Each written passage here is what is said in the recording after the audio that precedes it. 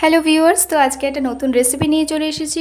আসলে এটা রেসিপি বললে ভুল হবে, এটা হচ্ছে দুর্দান্ত রেসিপি। বিকজ এটা হলো সিমুই, বাঙালিদের সবার প্রিয় আর আমার মায়েরও প্রিয়। তাই আমি আজকে সন্ধ্যাবেলা এটা বানিয়েছিলাম। তো তার আগে দেখো আমি হেয়ার স্টাইল করেছি নতুন, তো সেটা তোমাদের সাথে শেয়ার করছি। অবশ্যই জানিও কেমন লাগছে। তো আর কথা না বাড়িয়ে চলো রেসিপিটা স্টার্ট করি। আমি এখানে ভাজা সিমুই নিয়েছি।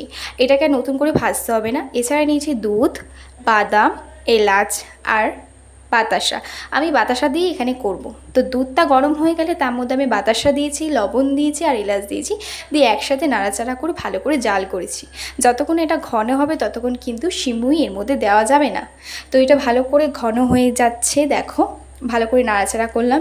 কিছুক্ষণ পর যখন দুধটা গরম হয়ে পুরো একদম ঘন হয়ে গেছে তখন আমি সিমুইটা দিয়ে দিলাম। অলরেডি সিমুইটা ভাজা আছে আর ভাজার দরকার নেই, অলরেডি হয়েও গেছে। আর এইভাবেই তোমরা বাড়িতে বানিয়ে ফেলতে পারো খুব সুন্দর সিমুই। তো কেমন লাগলো অবশ্যই বলো।